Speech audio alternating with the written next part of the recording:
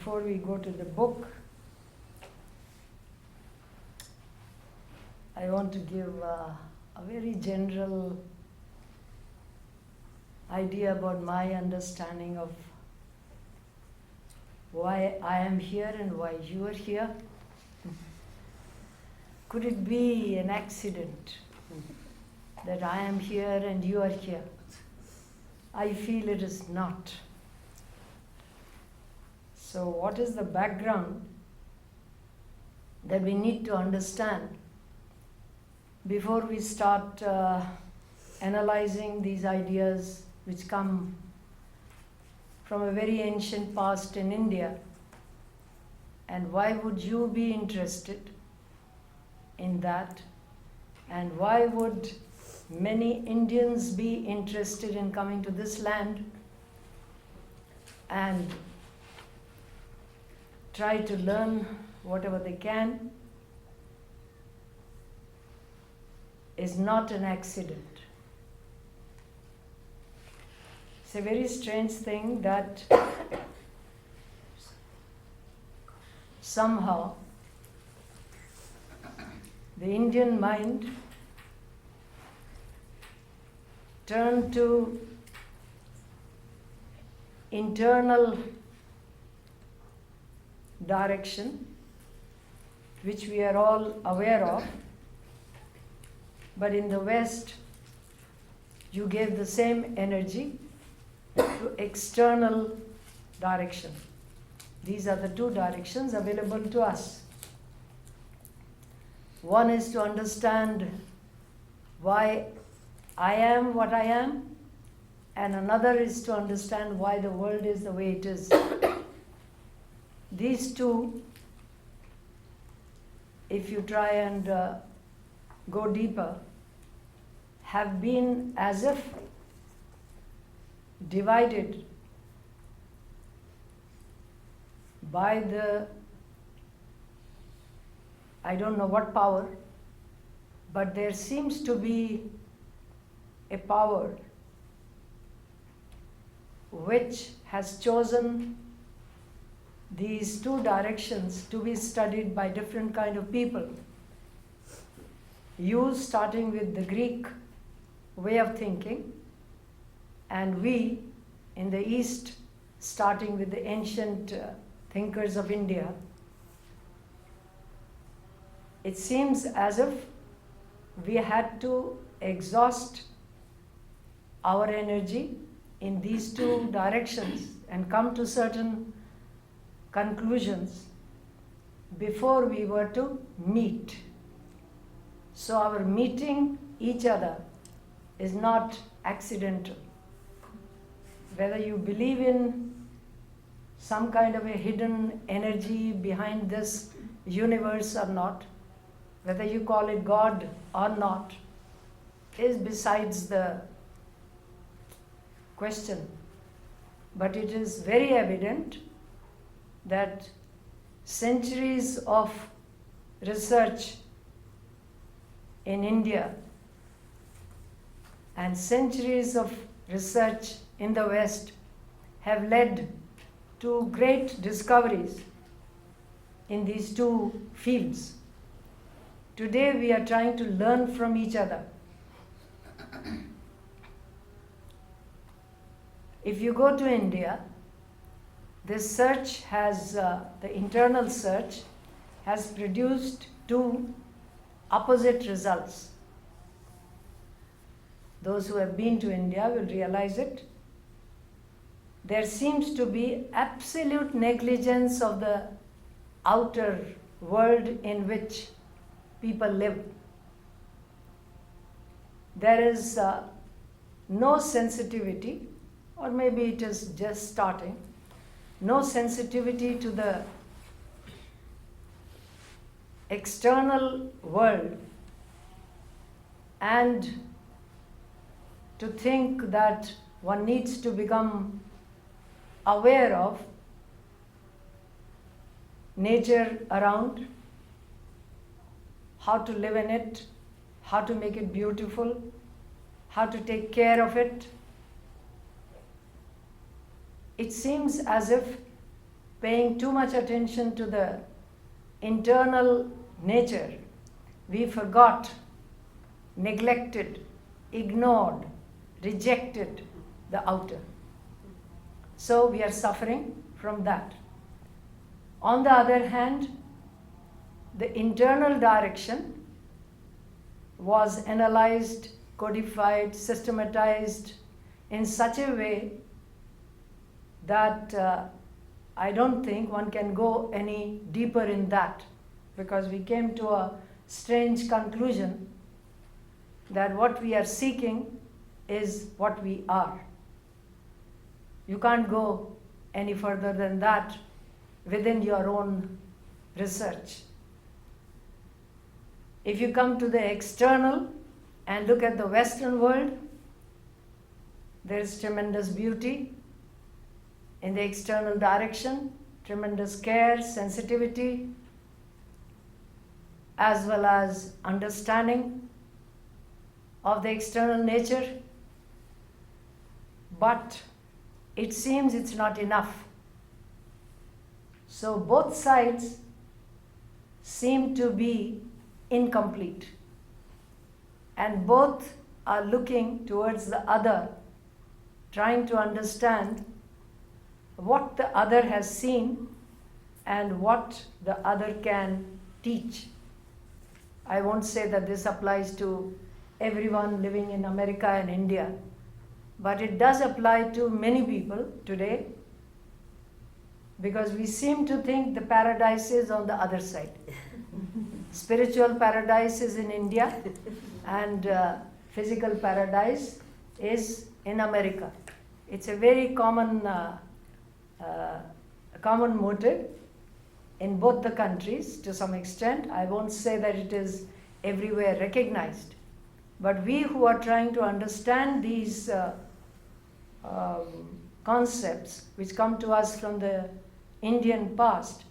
I haven't come here to learn about the technology of America, so maybe I can't give you examples from that, but I am interested, deeply interested in what the Western mind has discovered, and how it was discovered, and what kind of energy has been given to that understanding.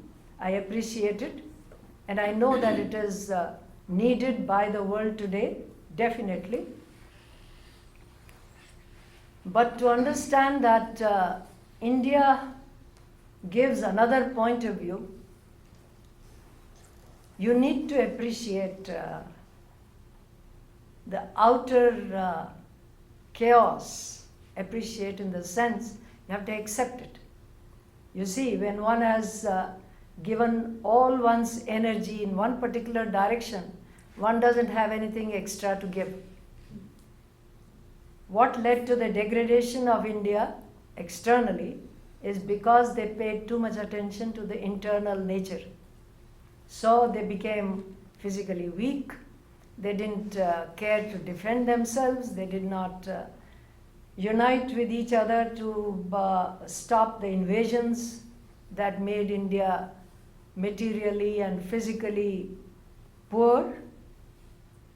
And I don't know whether you appreciate that your paying too much attention to the external has also led to some strange kind of maladjustment.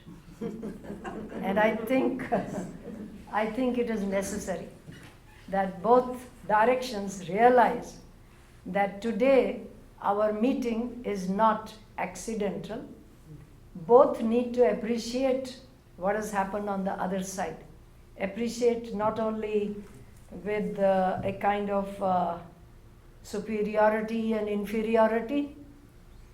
It's a question of realizing that both sides have contributed to or will contribute to the next level of adjustment that the world needs today.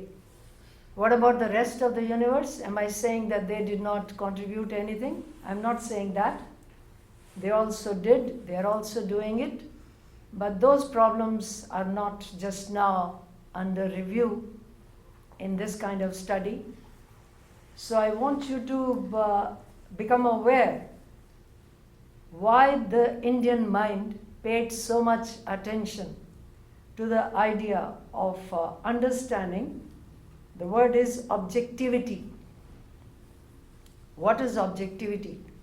We know that we are surrounded by millions of objects. That is where we function, whether it is inanimate nature of trees and rivers and mountains and whatever. We call it inanimate because they don't talk to us. Then you come to the next level. We have definitely sensitivity towards the animal world, which seems to be nearer to us. And then there are human beings. So these three levels, let us say that we divide the outer into these three levels: the physical, material nature, and then the animal nature, or you can say subhuman nature, and then human beings. These are the three levels. And these three levels give you your sensitivity. You are very much aware of these. I know that. So the material level perhaps has become tremendously important to the Western mind. And therefore, your sensitivity to the material level is very acute. Our sensitivity to the internal nature is also as acute. It is still present, but it does not show because of the physical imbalance. There is imbalance there. You have to tell me whether there is imbalance here or not. I take it for granted, since you are interested in what these ancient books have to say, that you are also realizing that there is some kind of imbalance. So we are equal. We are on equal ground. There is nothing superior or inferior. It's a question of learning from the other side, making it one's own, according to one's own understanding and culture. It isn't as if you can become Indians and I can become an American. That's not possible, because there is a background which will interfere in anyone's approach to an alien culture and alien way of thinking. So you have to understand it in your own way. I need to understand the West in my own way. So we need what Caroline was calling what? Beginners? Beginner's mind. Yes. A beginner's mind. Now why would, because I am here to try and make clear why the Indian mind thought of objectivity as such a problem. The external world doesn't seem to be so much of a problem. The problem is how to manipulate it, how to exploit it, how to make your life more and more comfortable. And so you deal with inanimate nature or with the animal nature, and you try to make it more or less serve the purpose of human beings. Am I right? Human beings, we are all human beings, and the idea is I am the center of this universe. Let me talk like a Western person. I am the center of the universe. I need to make myself comfortable. So how can I become comfortable physically, materially, and by taking what? From the material nature, from the animal nature, and from other human beings, because that is what external world is about. So you have done that. What did we do? We went to the other side and said all objectivity is a mistake. This is a terrible problem. When you try to tell the mind that all that you see, all that you think is real, is ultimately not real enough. That's a terrible problem. And the Hindu is trying to, the Indian mind is trying to come out of it with great deliberation and perhaps with a great amount of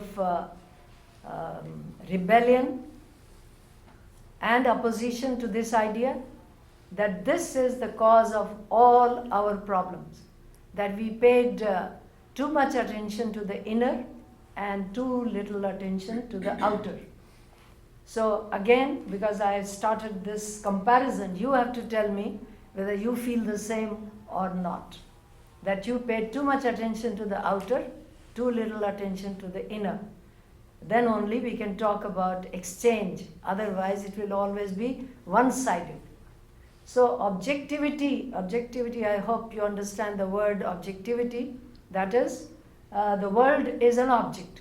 I am the subject, because the I is always in this direction. It can never be in that direction. That is not an I. This is an I. So I, as opposed to the world, is like trying to pull everything towards myself, which we do in our own limited ways. We are always trying to pull the world towards ourselves, because I feel my presence only here. So why would the Indian mind say that objectivity is wrong?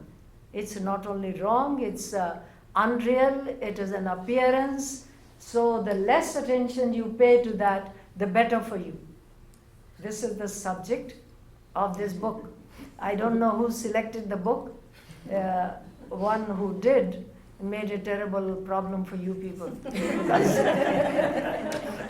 because it's a very tough book. Anyway, so why would they say that?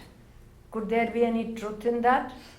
Could there be some problem existing in the way we experience the world outside? Could it be a trick of the human mind that we pay full attention to the outer and at the same time we are dissatisfied? If we were not dissatisfied, we would not turn inwards at all. We would not turn to, let us say, a philosophy which is asking you to understand that there is something hidden within you which you need to pay attention to. I would never do it if the external world and its multiplicity is absolutely satisfying. If it gives me what I'm looking for, if it gives me the paradise on earth, heaven on earth, I would not turn anywhere else. But we do. I take it for granted that you understand this idea, that it is not satisfactory, and that is why we turn to some other kind of a psychology or philosophy which is talking about another point of view. So the other point of view given in India was, you must distrust your experience. What a strange way of beginning any kind of psychology or philosophy. There are, how many Indians are there? 1, 2, 3, 4, 5, and 6. So I know that it is a problem for the Indians today also. But we realize this much, that there is a tremendous resistance to the idea that the external world is not real enough. It's not something that is taught to us by anyone else. It's my own mind which says that it is not enough. I need something more. So what is it that I need in order to have that complete sense of fulfillment or happiness or joy or whatever? Nobody really can explain in real words. I mean, it's very difficult to understand why the world as it is does not give me satisfaction. We try to look for causes, we try to look for reasons, and most of us would say, we would not agree actually, accepting that yes, more or less, we all feel that there is something strange in the world that we live in. it doesn't seem to give me what I'm really looking for. So if we are conscious of that, then perhaps we can approach this idea that the Hindu mind, this ancient Indian mind, said that there is something wrong in the very experience that you have, not something wrong, something very limited. It cannot give you what you are looking for. At the material level, it doesn't have it. At the next animal level, maybe there is a little relationship. I can relate to the animal kingdom to some extent. I can see that they are also like me in many ways, and they also have their own desires and their own appetites and their own ways of functioning. I can perhaps find a little bit of similarity and identity. But then I have taken for granted they are subhuman, and therefore they don't have anything to teach me. It's something that we need to face today, that the lower levels of evolution have nothing really to teach me. So I don't need to take that into consideration when I'm looking at my own problems, which is also a tremendous problem in today's world. Though we are educated and we know that there is a tremendous theory of evolution which is trying to take me back to the very beginning of how various species arise out of the struggle for existence and competition and all that. But we don't take it into consideration when we are trying to look at our own problem of being dissatisfied with the world as it is. So the Indian mind said, let us look at experience itself. So this experience is what is making me dissatisfied. Is that true or not? At every level, I have to, if you want to really understand what is given in this book, it's not my book, I'm just giving a commentary. The book on which this book is based is very ancient, given by ancient psychologists, and they are the ones who are saying that I have not looked at how I experience this world, what do I get out of the experience of this world, and why is it that I want to get everything, including happiness and joy and understanding and whatever else we want, from the same level of experience, ordinary human experience.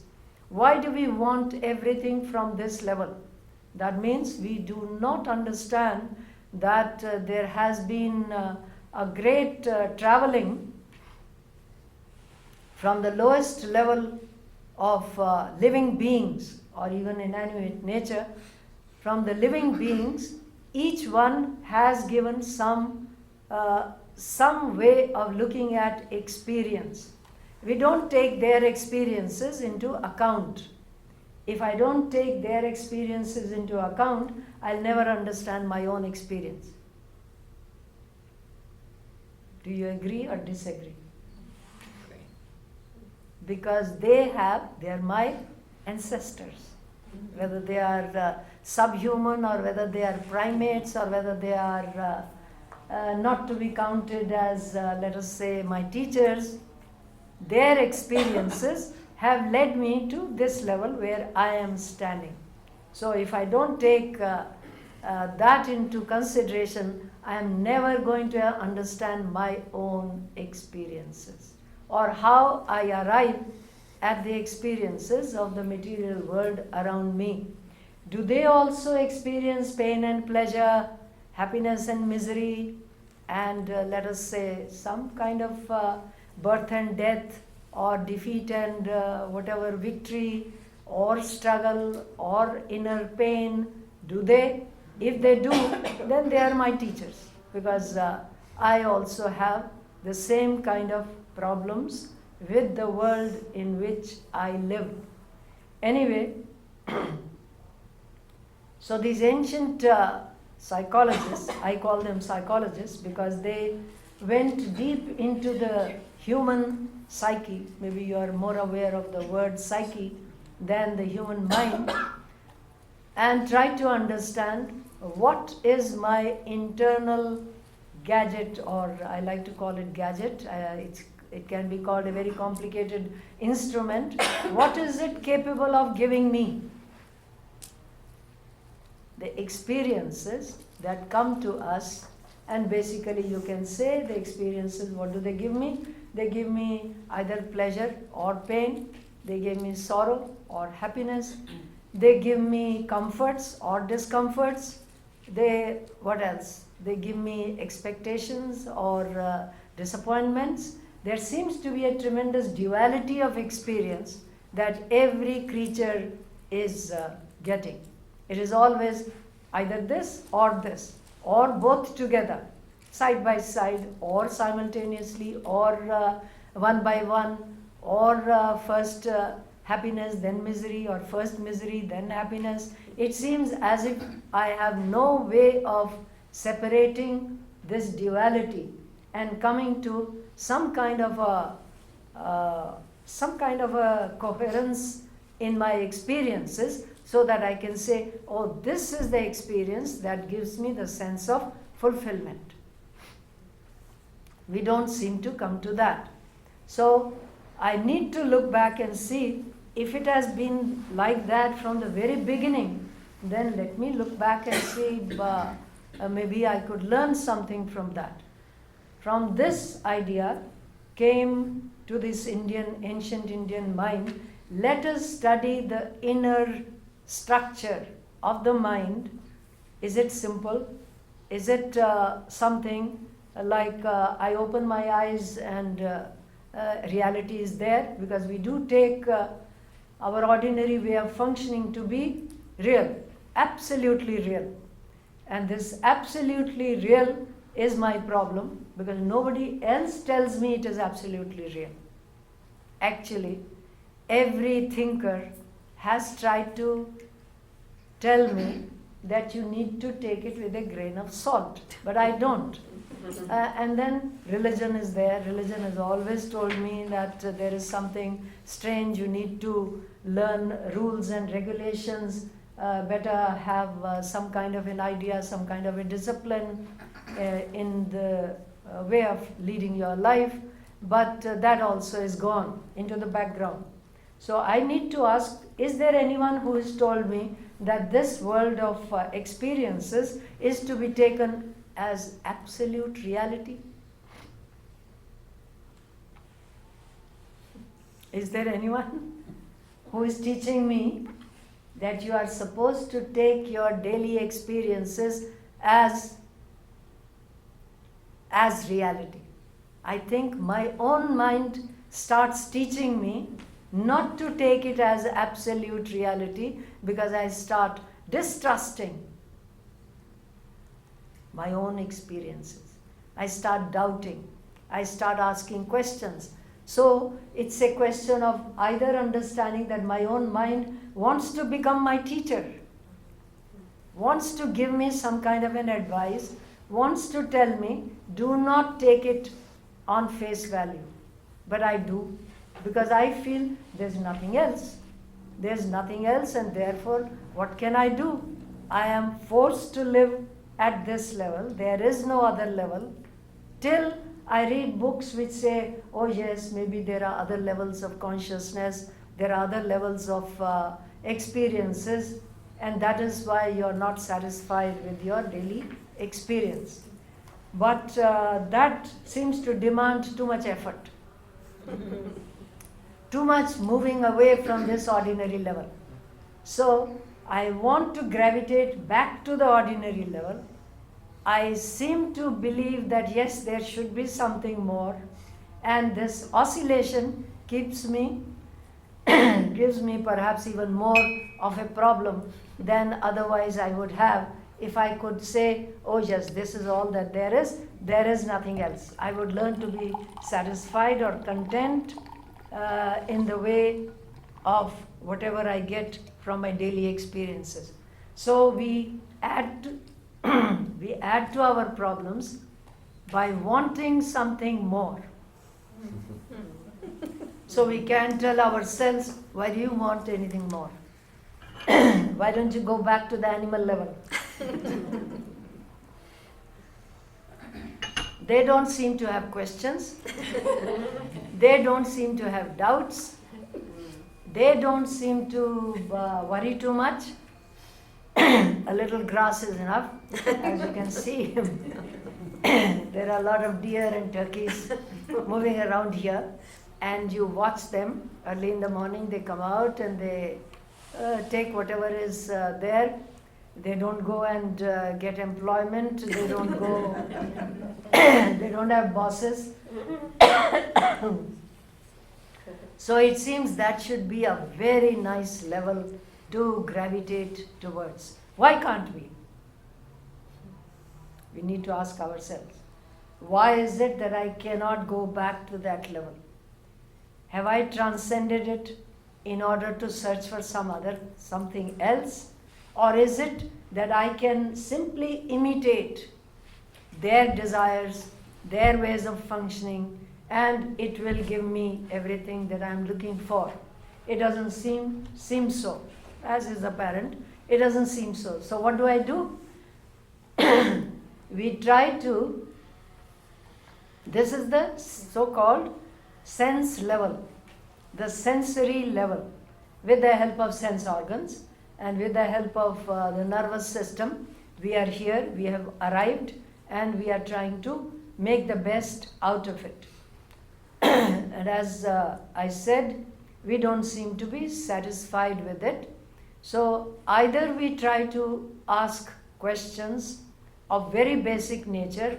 Why am I not satisfied with my ordinary experience? And do I need to watch myself? Do I need to analyze myself?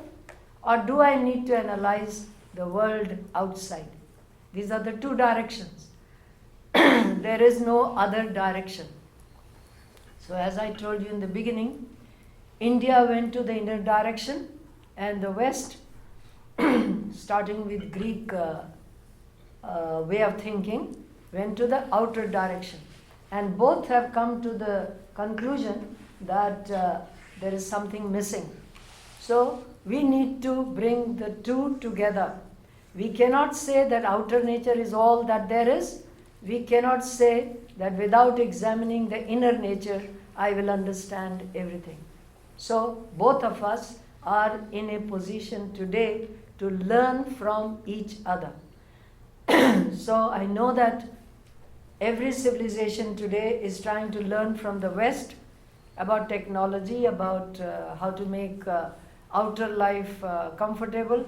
I don't know whether it is possible or not for billions of people to become comfortable only through technology, because the very nature of this planet is such that you cannot convert all material existence into comfortable gadgets, because the planet is very limited. Its resources are very limited.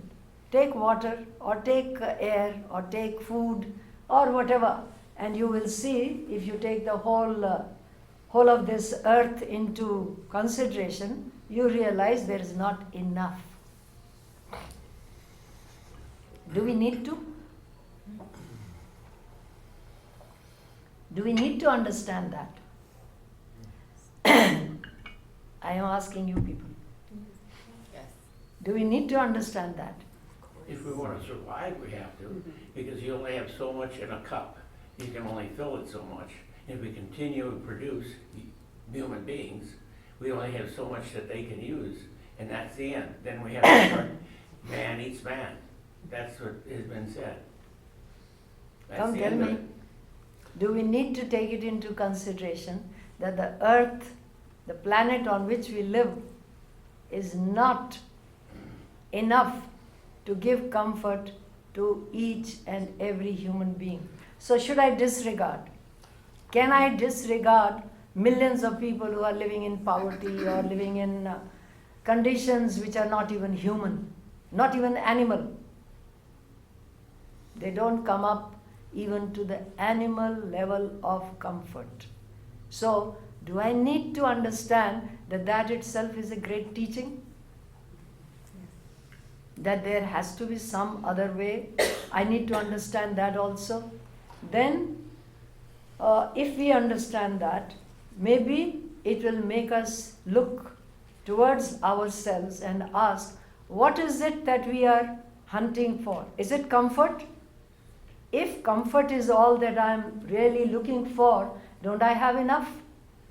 And if I have enough, then why is it that I am not satisfied? So that will give me the beginner's mind for books like this. That I need to turn my attention to the inner and ask, what is human experience? Why is it that it does not give me satisfaction? Is something missing in my education? It is something missing in my education. What do I want from experience? And why is it that these sense organs, which give me the so-called reality, which I think is absolute, why is it causing so many problems today? Because we have started mingling together, because we have started interacting. And this interaction itself is causing many problems. I know that. You also know it. People don't want, those who are comfortable, they don't want Asians and Africans and Arabs to migrate to this comfortable zone. Can we stop it? If we cannot stop it, everyone needs to take a kind of 360, what is it called? 360 degree. 180. We need to take it into account that this is the condition of the world today. There is tremendous interaction, and maybe it is not bad. To come to that, one needs to understand something more. That maybe this interaction is not bad. We need to learn from each other, and learning is always difficult. And especially beginners learning. I think of the nursery classes where children are dragged by their parents and brought to the school, howling and screaming and pulling at their parents' clothes, not to be left in the school. We are also like that. We are being pulled and pushed into this new world of interactions, and we are also screaming and maybe not screaming loudly, but we have these inner resistance. Why should they come into my comfort zone? All right? Maybe they are here to offer some more comfort. If not physical, maybe mental, maybe emotional, maybe something else. So, anyway, so this objectivity, which did not give total satisfaction, turned the Indian mind inwards, and they started asking questions about what do we experience, how do we experience, and whether it is possible to experience the outer world in such a way that it will give me happiness. We all call the ultimate goal to be happiness. Let us not change it. I'm not going to tell you it is spiritual or it is divine or anything. Let us call it just happiness. Is it enough to have happiness through the sense organs? These are the sense organs. Outer instruments we know very well. 2 eyes and 2 ears and nose and mouth and skin. That is how we experience the world. Though we don't think about it. That I experience the world through the sense of touch, through vision, through hearing, through eating, through smelling. Is there any other way? This is what gives us experience. And on the basis of that experience, we are trying to find whatever we want. Now, the next question was, is the eye enough to give me experience, or is there something more?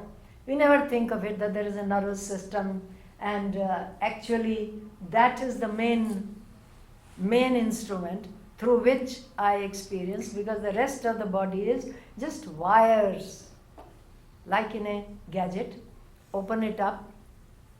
I have to give you the same examples, there is nothing else. Those who have been listening to these ideas, open a gadget, take out all the wiring, and see what does it look like from within, which is available today, absolutely, in all the gory details. Everything is there.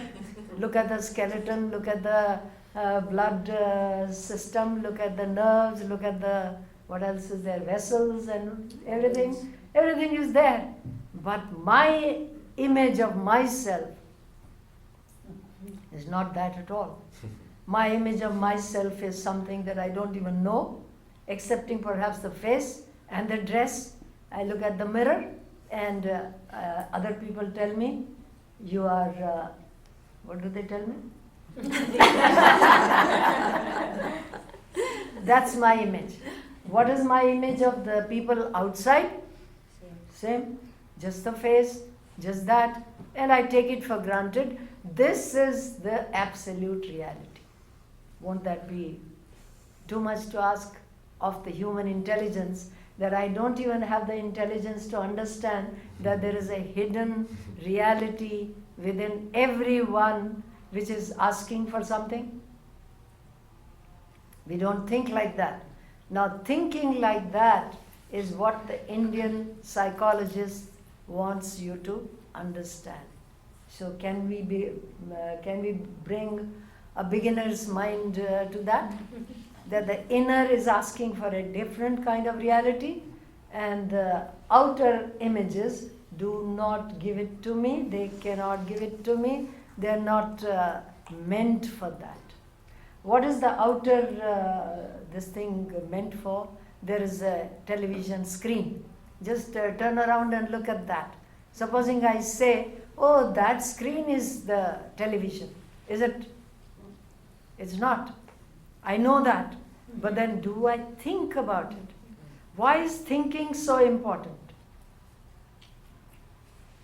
Have we risen to a level of thinking which is being demanded of us?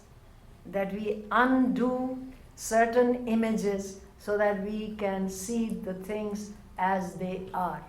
About myself, about others. Because most of our problems come from human experience with each other. Objects also I know, but most of the problems of today's world are experiences which come from interacting with each other, other human beings. Why should that be such a problem? Why should it be such a problem? Come, give me some ideas. Nobody else thinks like I do. Uh-huh. No one else thinks like I do. No one else thinks like I do. So I have trouble communicating. No, but then don't you think that the images are major obstacles? Oh yes, the face and the dress has to do it. Yeah. So how can anyone, unless I pay attention to my thinking and understand how I think, will I be able to communicate to another person's thinking? I take it as the outer something, and I address that. I don't do it, so nobody does it. No one is interested. So that is the basic major obstacle. I need to relate to the mind, not to the body. If I wish to be understood, I need to relate to the mind, the hidden mind of a person, not the outer. But all the time, that is what I try to do. So my judgments are based on the images which I can see with my eyes. Everything is based on that. So to rise from that level to the inner level, I need to relate to something hidden in another person. And unless I understand that there is something hidden in me, and I relate to that, how can I do it with another person? So that is the first obstacle. So that is why they said objectivity is a mistake. That's the very first level of understanding. Why objectivity is such a problem is because it stops me from entering another level. Another level which we are capable of, which my nervous system is capable of. I can understand myself as I am within myself. I can then relate to another person by negating the outer and trying to reach out to the inner. But that kind of education is not given to us. Nobody gives to us, and actually it is the outer that is emphasized. So objectivity to begin with is a problem. I don't know whether I've made it clear or not. To look at each other as objects is the first problem of human happiness. Therefore, I need to ignore that. How do I ignore it? Supposing I close my eyes and then try to relate, it's not possible. Supposing I close my ears, it's not possible. And yet, just look at it. Every religion tries to tell you, close your eyes, close your ears, and then try to meditate on something which is invisible. Why would they do that? So don't think that every religion did not realize this problem. They did. But they did not work it out the way India did. That objectivity is a problem because we treat each other as objects. So I need to cross that level. How do I cross it? Either you take it on faith and say that, as you say in Christianity, love your neighbor as yourself. Is it possible? What stops me from doing that? Objectivity. I see another person as an object. I don't see another person as a mind. And even if I see another person as a mind, there also my problem does not stop. My throat is giving me problems. So can you ask questions about this introduction that I tried to give? The problem of objectivity starts at the very surface. Yes? So would it be as much of a problem if we separated treating each other as objects versus treating something else as objects? Both at the level of physical appearance and mind, objectivity is a terrible problem. Because even if they don't help me. Okay. Oh well, it's okay. This helps me a little. Okay. To remove these objects is no joke.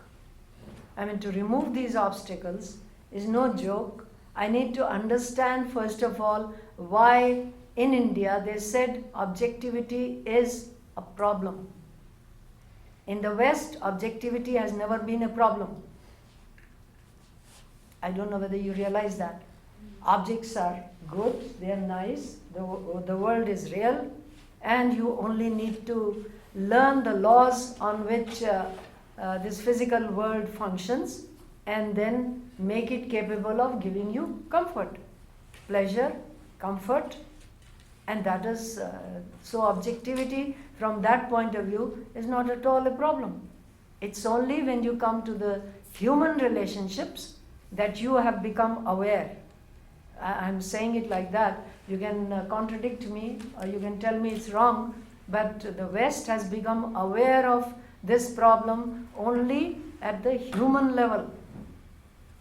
But from Indian point of view, it goes very deep. So first of all, try and realize, why is it that objectivity has been a problem in every religion? Why would they say God created the world and therefore you need to love everyone as yourself? Why would they say that? Because you treat anyone as an object, it will be a problem. So problems start there. Or anything, not only anyone, anything, any animal, it will be a problem. Because objectivity starts by thinking of the other as an object. And the otherness that we deal with in all experiences is the cause of our problems. So that is why I need to understand, how do I get to this kind of objectivity? Is it really out there, or is it that there is something in me which is creating this objectivity? Mataji, it seems to me that what you're saying is to objectify another rather than, isn't objectivity more like a clear mind? No, don't think of, I am trying to translate Sanskrit words for which there is No translation. no translation. So what, Objectivity in ancient thinking of India means to treat the other as the other. Otherness, separate from me. not separate from me. Otherness, In this which whole, starts at a very deep level. It doesn't start only at the level of sense organs. It starts at a very deep level. You can call it separation, you can call it by any opposition. That also would give you the same meaning to some extent. But to have an object, like take in a dream. I think of the objects given to me in dream as separate, as objects, but it is I becoming an object. pardon me, in this whole thing, in teaching, in a conflict, a war, you have to learn and teach them, people, that you're after an object. You can't let them, you can't say you're going after this person. You see them as an object. You don't see them. That's what I'm trying to Yes, get exactly. across. So, yes? One of the things that come to mind are how people have struggled with morals, morality, at least in the West, and they talk about never looking at another person as an object. And what that means is that you look at somebody only in terms of what they can do for you, only in terms of what's expedient. They become a means to your own So that is selfishness. also an object. Yeah. Instrumental to my comfort. Yes. So that also is the same problem. Is I cannot live in this universe and not be unhappy by thinking that I'm supposed to use it for my comfort. I think it was Gandhi that said there's not enough in this world for the ambition of one person, but enough for everybody's survival. Would that Not survival, or but well, for greed and need. Need. Yeah. No, the idea is that here we are not studying social psychology. Remember that also. These books are not necessarily connected with how to live in society or how to understand our ways of functioning with each other. They go to the very core of the problem. How is it that I create objects? Do I create objects? Have they been created by some external power, and therefore it is my right to experience them? So this is a very different kind of study, and I need to realize that. Otherwise it doesn't make sense. This is not social psychology, this is not even traditional religious psychology. This is the very core of the problem, that just as I create objects in dreams in order to enjoy them or in order to experience them, I am doing something like that in my waking state also. And I need to understand that. Yes? Mataji, don't you have to understand yourself, subject, before you could really understand the object? Don't you have to go in to get some of that But light? But I told you India did that, and we became so internalized that we did not take care of the process of understanding why we are here and how to approach the problem. We have forgotten all that. It isn't as if this psychology is known to us today. It is not known to us, though we have in our culture certain ideas. Don't pay too much attention to the outer, it is the inner which is more important. But it isn't as if we really live by this kind of psychology any longer.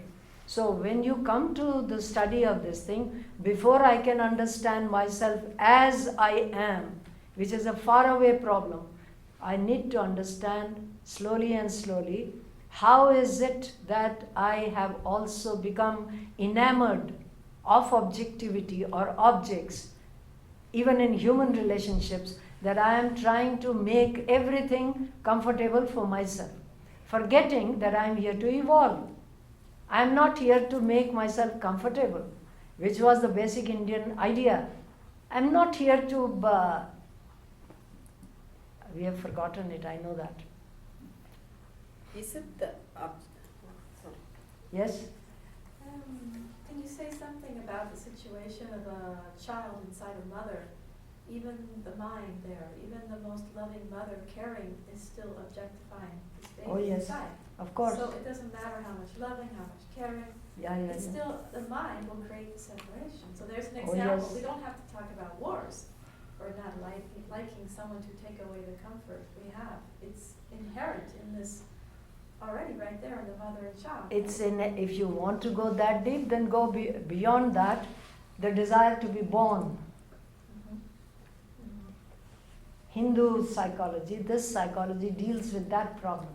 The desire to be born is mine. It's not the mother's. So objectivity starts at that level. Because I want an instrument through which I'll be able to enjoy the world. So it goes very deep. So, Mataji, Yeah. are you suggesting that if we were trying to have a relationship without objectifying another person, that we would have to do that by going in an inner direction without, Oh, and yes. not an outer direction? Oh yes, definitely. I know the problem. But the thing is, either I am ready to understand these ideas or I am not. If I am not, then it becomes very difficult to talk about. Because these ancient books go to the very core of the problem. They're not trying to deal with the, as I said, social problems. These are the problem of the human mind, which wants something from the ocean around. Let us say that there is an ocean around, which wants something from that without acknowledging the existence of the ocean and its own debt to the ocean. My survival depends on the ocean. And would you accept that, depending on where we are in our acceptance and development of these ideas, that there might be some kind of need for utilitarian relationships to keep society going? Well, that can come out as one of the problems, but actually this book is asking me to understand what right have I to live in this world and treat anything or anybody as an object. Start with that. And then look at the problem again and say, tell yourself, why is it that I'm not satisfied? It's a very simple way of questioning oneself. So either I don't understand myself or I don't understand the world, because these are the only two directions. Don't bifurcate them into the social, economic, political. There are many ways of understanding.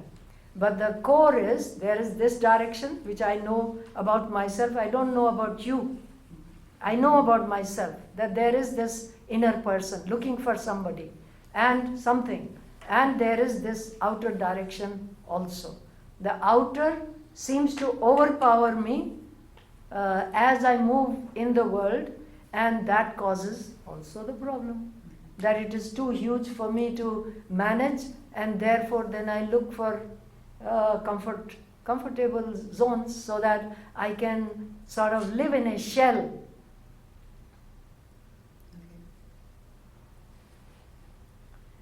Yes? Is it that the inner is overpowering in Indian thinking and the outer is overpowering in Western thinking? Once upon a time it used to be. Today it is not true. Today we are interacting with others, and therefore today the problem has taken on a very different sort of view. We need to understand what is happening in this age. Why is it that we are trying to leave our roots, and why is it that the West also seems to want something else besides the comforts which are there? This So land is very comfortable, isn't it? Yeah, so are we trained to get the more of a sensory level, and whereas the Western thinking is about like putting themselves in somebody else's shoes. So one step beyond the sensory level, is it like they are more into outer or No, it is not as simple as that. not that? I am just trying to give you the main point of view. I am not talking about each and every person or this race or that race. Human beings have just two directions. One is inward, one is outward. So we have thought for a long time that the outer direction is going to give me everything. So we have put all our energy in that, and ancient Indians put it within themselves. That is why they neglected the outer.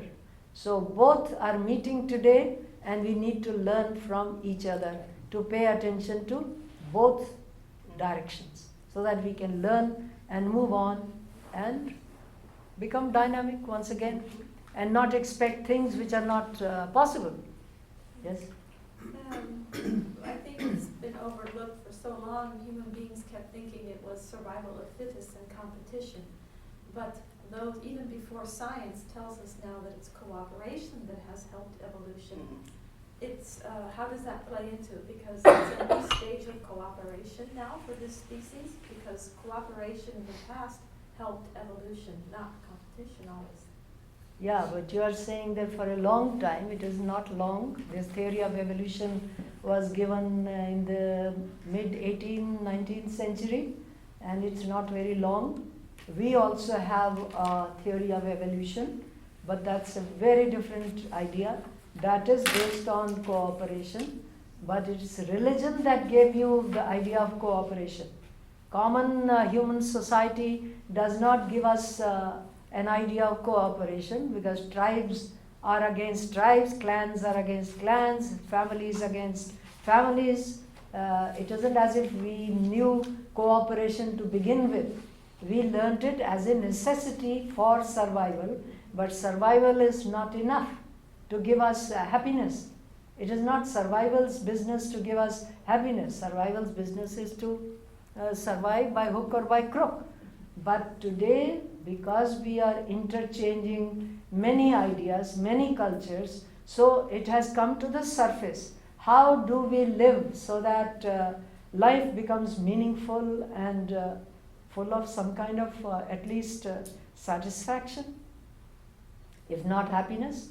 So this cooperation is not as if it has come automatically. It doesn't come automatically. If you read the history of the world, you will realize that there has been no cooperation excepting in the limited group. And that limited group is vanishing today. It's because these groups are vanishing because of too much exchange that the problem has become so very vivid that there is something very strange. So we need to cooperate, but then just to understand that we need to cooperate, but on what basis? There has to be a basis. There has to be a either religious faith. My religion tells me to be cooperative, but Christianity, let us say Christians can cooperate with Christians. This has been the story so far. Hindus with Hindus, Muslims with Muslims. But that is not the type of cooperation we need today.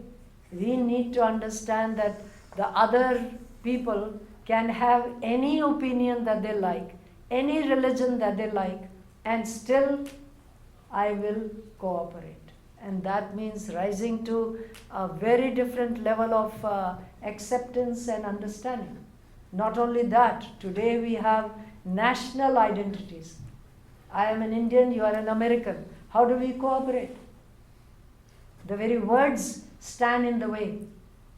So till we all start thinking of ourselves as human beings, at least, we cannot cooperate. Not possible. To rise beyond these obstacles is not easy. We better understand that. And therefore, maybe the core principles are needed today. Why am I what I am? It's not a question of tribes or families or races or nations. It's a question of why am I opposed to the other? And that needs understanding. Today, I can't function on the belief that my religion tells me to cooperate, therefore I'll cooperate. Not possible. It's not happening.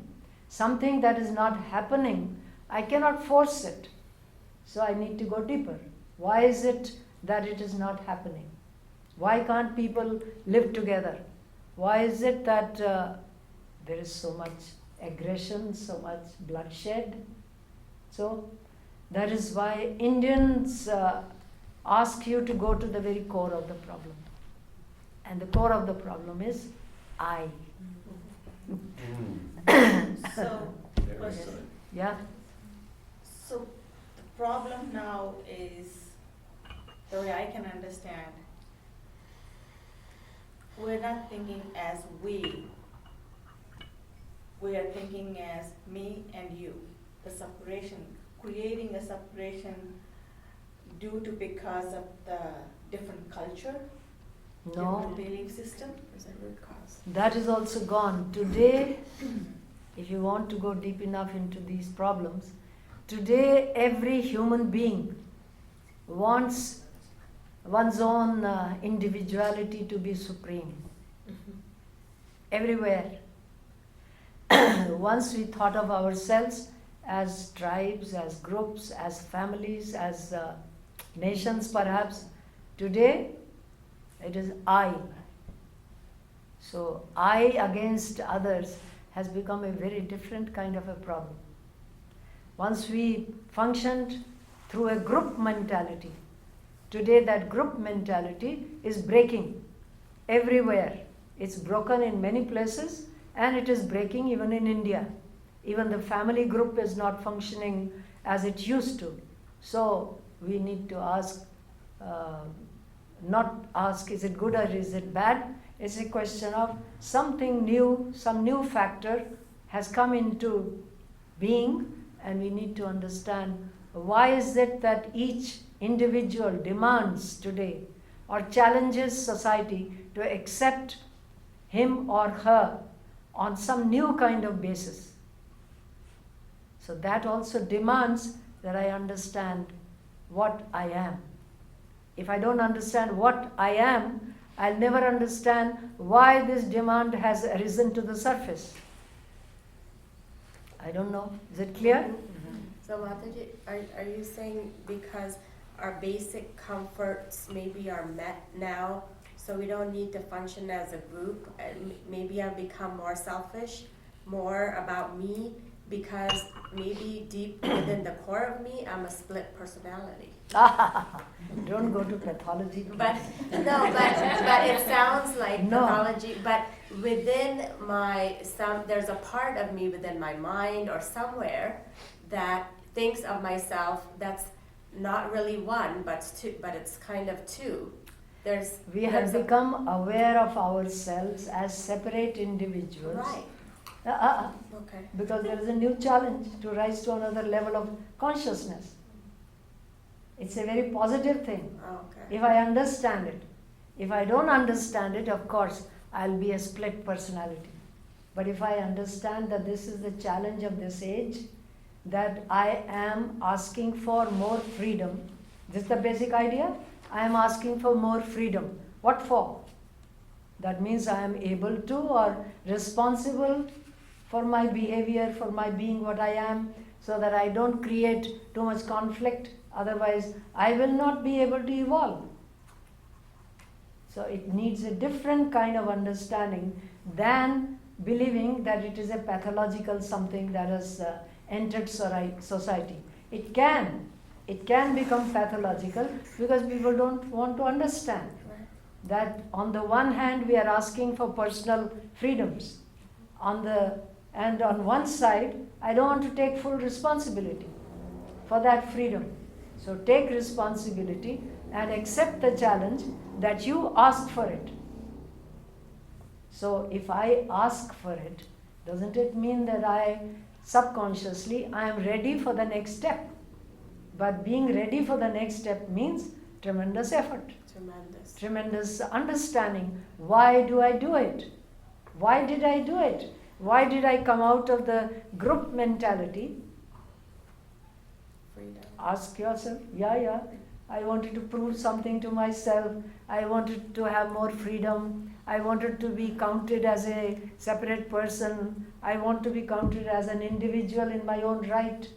All these ideas are there. But then it becomes a terrible burden also, because everyone plays the same game. Then again we start competing with each other, though it is not a competition game at all. So, Mataji, the positive side of it, let me try the positive. Yeah. What if the point is, we all realize that we are that one and everybody is separate, but not separate. Then that neutralizes the separateness. But if you can get to that point, which Oh, is quite a different, that's a bit of a problem. But that is the problem. it's not a bit of a problem. It's Say a again. whole problem. That's what I'm saying. You got one problem, and that's it. Yeah. That'd be great. Let's hear the positive. So be positive quickly. I got it. Okay. So, so right now, because I'm at this I feel myself as two. I don't know why but there is a part of me that is kind of the object. The subject and object are still separate. I But can't. Of course it Yes. will be. Okay. You think it can be overcome so easily or what? Yeah. So it's hard. So I know I'm supposed to think of myself as one, but I'm not there. Yes, Okay. I'm moving.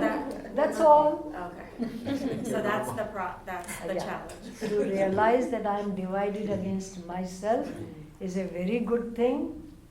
Then I'll work at it. But to realize I have become a split personality is bad. So don't create pathology where it's not needed. Do you think, Mataji, that the backlash nowadays to this individual freedom is the kind of rise of fundamentalism?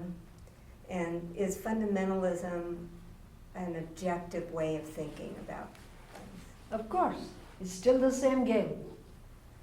We are not trying to rise to another level of thinking. We are reacting to the problem as we perceive it, as taking my comfort away. So taking that as my a group- comfort, taking my God, taking my yeah, all yeah, that. yeah. It's still the same thing.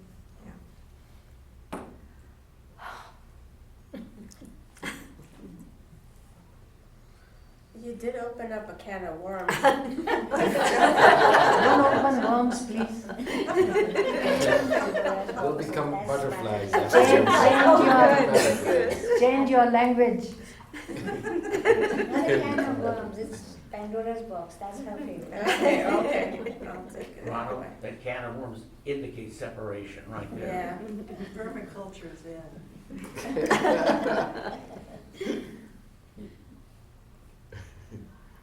So, you think you are still prepared to go to the core of the problem? We'll try. Dive in. All right, that's enough. A beginner's mind. Very good. Just a quick question, Mataji. Yeah. Is it somewhere around here is ego is standing up? Ego is not a bad thing. Number one, in this age, you have become separate because of the ego. You wanted freedom because you thought of yourself as an ego. You have achieved something because of that. But the only problem is the struggle is not over. You need to understand, why did I separate myself? Why did I want to challenge myself? Supposing you had lived in, let us say 100 years ago in India, in South India, would the ego arise?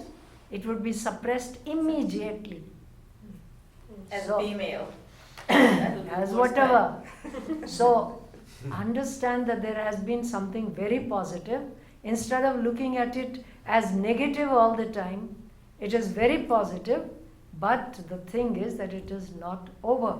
This challenge, which came subconsciously perhaps, because it isn't as if you planned to come and accept challenges, you didn't know what kind of challenges there would be. But you did try and struggle. Now when the struggle becomes too intense, I say I'll run away from the battlefield. That is what we are doing. We cannot, because it's not over. So to go on and see why I am what I am at this present moment, and trace your struggle to some level out of which you have arisen, is to look forward to the next level. It isn't a question of good or bad. That's a problem with us. We think it is good or bad. So the bad should disappear and the good will take over. It isn't like that. There's no balance. Good and bad will always be there till I go to the very core and understand that it's an ongoing process, and I have to take it in hand because I wanted to. I needed to, I wanted to. These are the two words that are needed today. I wanted to separate myself, though perhaps subconsciously, and I needed to so that I can rise to another level.